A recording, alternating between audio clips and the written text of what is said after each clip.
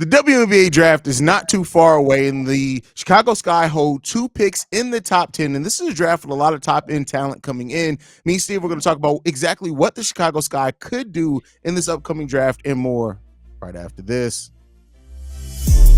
Welcome to Chicago Sky Central, and here's your host, Haize. What's going on, Sky fans? Welcome to another episode of Chicago Sky Central, your number one spot for everything Chicago Sky related. Stevo and Haize in the building today. And Stevo, the WNBA draft is right around the corner. As a matter of fact, the WNBA draft, I think, is like 10 days away or something like that, less than 2 weeks away. About a week, almost a week away. Yeah, we'll be talking about who the Chicago Sky have picked up to continue their rebuild. And that's kind of what we're going to focus on today. It's been, if you guys haven't been watching the NCAA women's tournament, you're missing out on some great basketball as it was last year.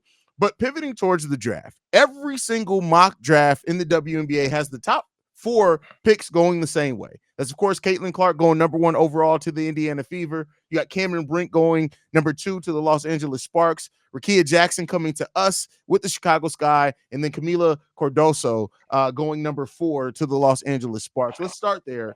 Do you think anything different can happen in that top 4? Do you agree with most mocks that have those 3 ladies going in the top 4? Quite honestly, yes. It's pretty much the impact. Those are the women that immediately can transcend a franchise within their first pick. Most likely the women that will most likely, without thinking about it, will make the roster.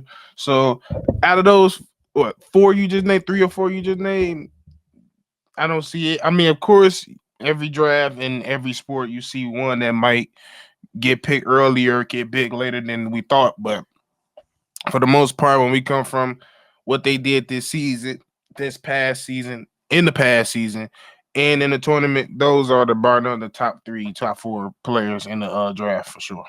Absolutely. And with Rickea Jackson, let's go there. Who's slated to go to the Chicago Sky at number 3 if everything goes to plan. 6'2" forward. Used her, she 5th-year senior. She played the last 2 years with the Lady Volunteers in Tennessee. Averaged 20 points per game, 8 rebounds, 2.3 assists on 50% shooting. Do you feel like that's a pick that can really, the Chicago Sky can really build their future around as a foundation? Yeah, because if you talk to a lot of people, a lot of women are across the board in college, she's up there as one of the toughest people to guard because of her length. She's a legit 6'3", but she can create her own shot, and she likes to drive with these. She has pretty good athleticism as well for her size, and she has that aggression of attitude the way she plays. So, and we seen them, especially in this last season, her coming back from injury. Like, the team she had wasn't as talented as past Tennessee teams, and you see her have to will her way through games and get them out of situations that they put themselves in. And that's the type of player you look at as a top 3 pick. And she's one of those. She's been one of those before that. She was one of those before she transferred to Tennessee. So I've always seen her as being one of those top 3 picks. It's just, I don't think people are talking about her as much as we should because the last 2 years she's been dealing with injuries. Yeah. Yeah, and those injury concerns, how concerned are you about that? Like, if the Sky, if she ends up being the pick, are those injury concerns anything that worry you about her being a cornerstone that the franchise is building around at that point? I mean, slightly, but I'm hoping that, especially if she comes in here, I think mainly her problem is she just need to beef up a little bit. She just need to work on more molding her body and getting used to what her body should be in a pro way, so she can do it, because it's just little leg injuries there and little ankle injuries, lower extremity injuries. So yeah, it's a little bit of worrisome there, but I just think as she's doing, she finished the year pretty strong as well. So I think I'm pretty confident in drafting her. Absolutely. Me too. I feel like this will be a great pick for the Sky if that is the way that it ends up going. And she's somebody that I feel like it adds versatility on how you build the team around, especially when you're picking that high up and you're looking for something to be that cornerstone of your franchise. You want it to be flexible, right? You don't want it to have to build around a very particular player to where, all right, now we can only have these type of players around them. She's the type of player that you can keep drafting naturally, organically over time, and really she can adapt her game to anything. And so I love that aspect of it. Not really a threat to stretch the floor very much, but she can do it decently enough. Wait, I'm sorry. I'm completely wrong on that. She actually can No, stretch the floor. I was just about to say she It's could. just not She ain't volume, right? like It's not about the to say volume. That's what it is. yeah, she ain't no like certified sniper, but she Yeah. like she can get her own shot and she can knock it down when she gets into rhythm. Like she's one of those type of players. She ain't no like she's a yeah, she's just a shot maker. She's Yeah. a shot creator in her own aspect. But the thing that everybody so Caitlin Clark declared for the WNBA draft. I think it was before the tournament even started. Maybe it was the first week after the tournament. Angel Reese just a couple days ago officially declared that she will be entering the WNBA. There was some doubt around it, especially with the NIL money. That she had another year of eligibility. She could have stayed in college another additional year for that fifth year, be that fifth year senior. But she's coming to the league. And it's led a lot of people to ask, can the Chicago Sky get Angel Reese? And that's where the draft gets a little, about 5 is where the draft starts. It goes a lot of different places, but it seems like most mocks have Angel Reese going between 7 and 9. The Chicago Sky pick at number 8. Stevo, do you think that Angel Reese would be the right pick there if we get a Rickea Jackson earlier in the draft, or do you think the Sky may need to go look at going maybe guard if they go forward early in the draft? Not necessarily, because if you look at it the way I'm looking at it is probably not what everybody else looking at it, but hear me out. I've always seen her as a person that could possibly drop into her because I just realized what her game is. It is not to say she ain't good, because she's really good at what she does. It's just she's not a type of player that's going to be an instant impact. Quite frankly, I want her to come off the bench, because that's probably currently at her role and what she's doing at her size. I see her having a little bit trouble starting at the position she's going to play at, which is the 4, and she's going to go up against everybody at that's average size now in the WNBA at power forward is 6'4" and up, and that's when she typically have her problems. But I like her coming off the bench, especially what we have, because if you get Rickea, dog, you get Angel, dog, but the difference is because we got what's the girl we just got back? We got Izzy back, who's 6'3". Not only can that's something that offensive game, similar type of body style, simple type of play style, Angel can look at it and be like, that's how they create their own shot. Maybe I can learn from. As well as she got Brianna Turner, who is another nice scorer that we just got in a trade. So if you look at it from a project standpoint and you seeing what you could get out of her in terms of future wise, long term, I would do it, especially if you get Rickea, because if you got 2 dogs on, it's almost, especially with us missing Elena Smith. I kind of she's more. I think we could get way more out of Angel Reese than we got with Elena Smith, and that's saying something. The biggest question that I have for Angel Reese at the next level is going to be, does she stay at a forward? Can she become enough of a shooter to become a 3, or can she play big enough to be a center? Because I just don't see her at a power forward in the modern game. She took less than a 3-pointer a game for her career in collegiate basketball, and then she only shot that at a 15% clip. So that is going to limit, because ideally her makeup and her frame, I would think small forward, right? But she can't stretch the floor at all. Rickea is definitely not going to play small forward. She's probably going to be a power forward at the next level. So then I'm looking at it and saying, you think Rickea, if you feel confident in Rickea playing small forward at the next, I know she plays small forward in college. I just think that maybe her ability to take players off the dribble can maybe be a little bit more at the 4 at the next level. That's the thing, because if you really look at Rickea and Angel, they're pretty much the same built wise. So they're really just 3s in the modern game, because like I said, they're not going to be able to battle with a Aja Wilson, a Kalani Brown, who's 6'7". Like that's when you stay in between the 6'2", 6'3" range, you really consider a wing at that point. But the difference is Angel don't play like a wing. Rickea does. That's why it's comfortable with Rickea coming in, because not only does she have Rickea to look at, who she's been battling for years, she's been looking at her. You got somebody else in Isabel who gets a bucket alongside with Brianna Turner. So it's just so many ways she can learn to develop her own way to create her own shots. Because one thing about Angel, you can't beat her toughness, and she finds ways to get 2, 3, 4 rebounds back and get putbacks in, and she's a walking double double. This And is she true. can make and just because I said she could come out the bench, don't mean she's probably not. She's gonna be one of those people to finish games, and the energy that I'm the reason I'm saying this because losing Beck, Elena's gone. To me, everybody that came, Dana's the only one that comes in and switch the momentum now. If you bring in Yeah. Angel, you bring in Rickea alongside with Brianna Turner coming off the bench with Angel, you got a solid bench, and that's no telling what your future can be. Yeah. Yeah. I mean, you make a great point there. Bringing Angel Reese off the bench. I mean, especially because you do still have Izzy, and we still. And It's you not a got bad. It's Emily, not bad. you got Yeah. Williams. Yeah. We still got Elizabeth Williams too. So, I mean, there is something to be said there, and that it's And not bad at all. You could develop and her let me game be alone. honest. Yeah. Let me be honest. Was really what I really wanted is the coach. Out of every coach that's in the WBA, but outside of Becky, yeah, Becky. outside Yeah. of Becky, I feel like the only person that could get what everybody saying like that outside game that real wing out of Angel is our coach. She gonna push her to do that.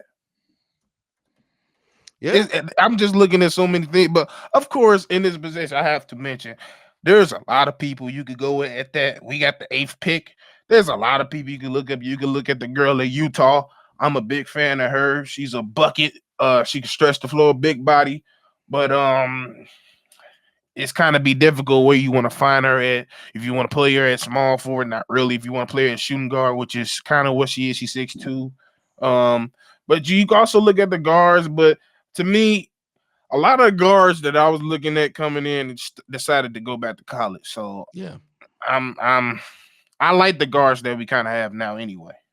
Yeah, I agree, and this is time for Dana to really truly get that time to shine. Now that Courtney Williams, Kai's gone, Marina Mabry's still there, but I do think it's going to open up a lot of opportunities for Dana Evans, and I think I can see Dana Evans absolutely being a player that Coach Spoon falls in love with. Like her effort, how she rounded out as a defender at times last year, as well as a point of attack defender. Spoon's going to love Dana Evans. Yeah. So I like there's too many people I could see Spoon getting the best version of themselves out of. That's why Angel is one of the people that came to me because I'm like, out of everybody that's above us, who can really bring the best out of Angel? Because the worst thing that could happen to her is that somebody go up and get her just because of her name. yeah. And And that's I what I put hope doesn't happen either. And yeah. her spending a year playing behind Isabel Harrison, who again has a lot of the same body makeup as well as an Angel Reese, I think could do her wonders. So It's too, and that's the thing. It's too many girls that's built like her. That's a better scorer than her yeah, on this team that she can learn from. And Williams not the best scorer, but she learns ways. And she gonna sit down and tell her like, "Look, here, girl, you need to develop a little 15-footer, yeah, something." Britt Turner's gonna come out here like, "Bro, I'm 6'3", just like you, skinny too. I had to develop a shot." So it's just too many things I think she can learn from and benefit immediately here. We need the defense. We need the rebound. yeah. These are facts. And the We'll see, leadership. man. Yeah, and the leadership. But with that said, I got one last side before we go. So we talked about the Chicago Sky, but overall, Stevo, I feel like this is the deepest draft with marketable star talent in maybe in WNBA history.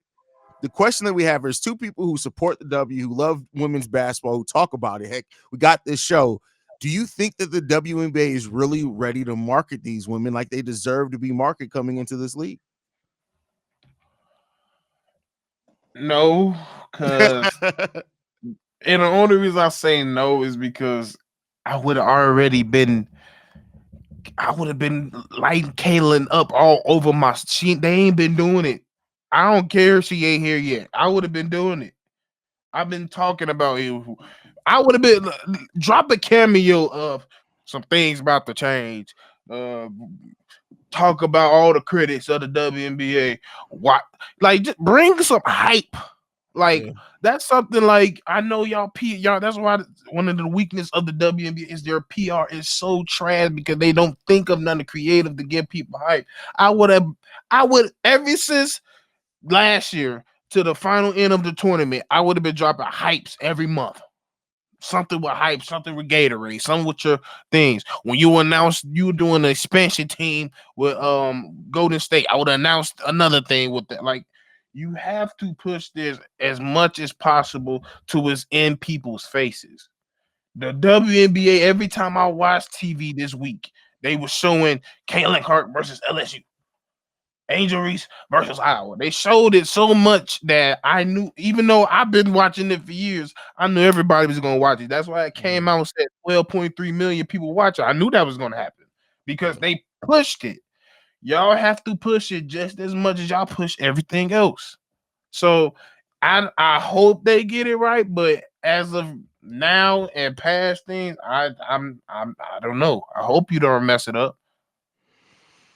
We'll see, man. They better not. Like you said, they got expansion coming too. You got just such a great crop of women, and next year's draft is going to be great too. Deep, probably not the star power that this one has, but this is a really big opportunity for the WNBA, and I, I wish I had more faith in it, right, bro? Like that's the thing. Exactly. Like Wemby coming to the NBA, the last thing you think about is, are they going to market Wemby? The thing you think about is, hey, Wemby. As long as Wemby lives up to the hype, they going to take care of him, right? Like you Right. don't worry about that type of thing with the WNBA. It's like we got so many other things that we worry about, and marketing at this point, almost 30 years of being around, marketing shouldn't be the thing that we're worried about them being able to do right. And it still is. It still is. You just bring it up where we just it just dawned on me on just like little stuff they had they scheduled like 2 games with a G League Unite team versus Wimby and when he was playing professional in France. Yes. Y'all couldn't do something with that little what's the little league they just got done The doing? It's not athletes unlimited, but that's not technically affiliated with the WNBA. That's the only problem with it. maybe you should start doing that. Maybe that's And something you and could that's bring something more that I money do to. that I think should be eventually, like it should. I know they air on WNBA, but I mean like an official partnership between the leagues, because listen, Exactly. it's some of the best like, and it goes, the problem is that it goes on around the same time as the women's tournament, which we know where people are going to turn into, but it's really some really solid basketball played in Athletes Unlimited. I was watching um it. yeah, and I just I hope that the fact that they air on the WNBA TV is a sign of like, all right, they're seeing how the viewership's going to turn out, and they're going to turn that into something, because Athletes Unlimited does a great job, man. Yeah, it did tell you about people, and it just makes you realize how many, like, it makes you realize how many girls out here that can still hoop that you don't even know. No, yes, yes, Like, that are overseas, right? Like you gotta, and the problem with the WNBA, and this is not really, I can't blame the WNBA for this because it's no perfect time. The WNBA has to do, they have to start their season during the NBA playoffs, and then their season basically ends before NFL season starts. yeah, And because it's such a condensed amount, think about it. The women's yeah, NCAA that is. tournament is going to end, and the next week is the WNBA draft. 2 weeks after that, training camps open up. It's like the NBA has so much of a larger gap in time than what the WNBA does. It's just, and it sucks because they can't afford to go up against the NBA when it starts. They can barely afford to go up against the NBA playoffs, but because it's the start of their season, it gives the meat of their season time to breathe with no other sports around. But it's just, they're damned if they do, damned if they don't right now. And I hope that they figure out a way to get it better, because that's going to be the thing that's going to save the WNBA. You have to find a way to make it better than what it is right now. As far as the marketing aspect, the product on the court is like, Yeah, it's too just fucked last up. year, I've turned so many people on to watching the WNBA by just saying like, hey,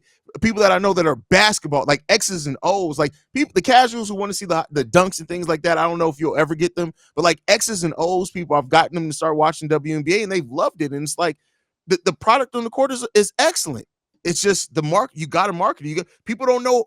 People still don't know where and when to watch WNBA games, bro. And it sucks, man. No.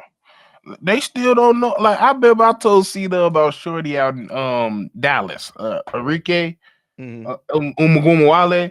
I was like, so you wasn't paying attention when she torched Notre Dame, or was it? Or was she at Notre Dame and torched who she torched? Forget who it was. It was in the tournament. Mhm. Torched them, and that's what made me follow her all the way to the W, because like it's so many people that these dudes don't know about that's just so fundamentally and cold. Like, ooh, she really making NBA moves. Yeah, Yeah. they got plenty of these out here. You just gotta find. You just gotta actually watch it. That's why, like now, it. I ain't gonna lie. This current climate of now, like everybody on Caitlin Clark and everything, Angel, it's annoying me because I'm sitting here I was trying to tell y'all about Angel Reese and Caitlin Clark when they was going at it in Maryland versus Iowa. But now it's cool that it got here now, but people been trying to tell people this now. So it's just weird. Like it's always there. Like so it frustrates me as a W, they ain't figured it out yet because it's been there the whole time. Yeah. Y'all just haven't found the right way to push it. And I don't know. I really don't. And at this point, I know what y'all should do will you do it? That's a fact. That's a fact. Any last thoughts, Stevo, before we get up out of here? Oh man. All right, y'all know where to follow us. You can follow us at Chicago Sky Pod on every social media platform. You can send us any feedback, questions, comments, concerns, Chicago Sky Central gmail.com. Lastly, if you want to leave a text message and or voicemail, 773-270-2799. We're the number one spot for everything Chicago Sky related, and we'll see you guys soon, at least for the WNBA draft. So we'll see you guys then, y'all. Peace. This has been a presentation of the Break Media.